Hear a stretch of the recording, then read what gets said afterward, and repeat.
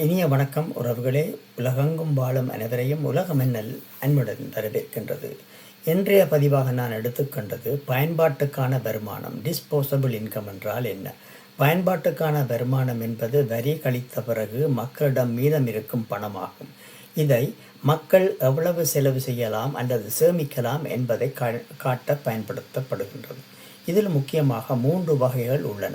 மொத்த பயன்பாட்டு வருமானம் gross income, நிகர பயன்பாட்டு வருமானம் நெட் இன்கம், நடுத்தர சரி செய்யப்பட்ட வருமானம் மீடியன் அட்ஜஸ்டட் இன்கம். ஒவ்வொன்றும் வாழ்க்கை தரத்தை வெவ்வேறு விதமாக காட்டுகிறது. மொத்த பயன்பாட்டு வருமானம் ஒருவருக்கு முக்கியமாக நான் எடுத்துக்கொண்டது பல நாடுகள். இந்த பல நாடுகளின் எண்ணிக்கைகள், அதாவது அவர்களது பயன்பாட்டிற்கான வருமானங்கள் US டாலரில் விளக்கப்பட்டுள்ளன.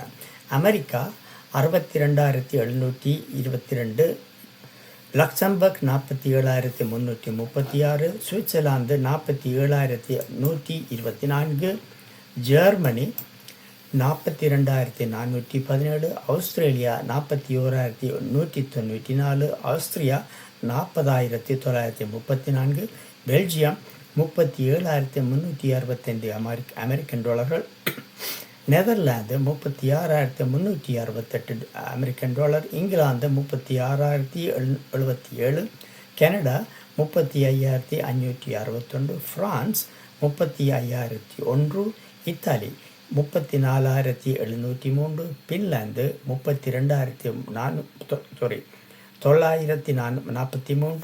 அயர்லாந்து 32,213, ஸ்வீடன் 31,882, ஸ்பெயின் 31,193 அமெரிக்கன் டாலர்கள், டென்மார்க் 30,101, ஸ்லோவேனியா 29,599, போர்ச்சுகல் 28,581, ஜப்பான் 28,040, தென்கொரியா 27,304, லித்துவேனியா 27,245 அமெரிக்கன் டாலர்கள், செக் குடியரசு 26,829, ஹங்கரி 24,845 டாலர்கள், Greece 24,396, Slovakia 24,327, Latvia 22,344, Estonia 22,313, Mexico 17,726,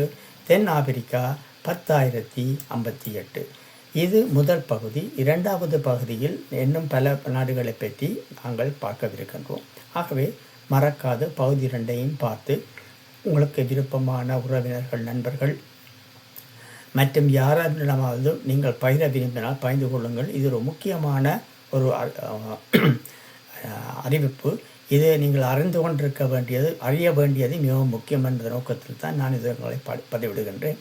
எனவே எனது தளத்துக்கு சென்று எனக்காக ஆதரவளிக்குமாறு வேண்டிக் கொண்டு உங்களிடம் விடைபெறுகின்றேன். நன்றி, வணக்கம்.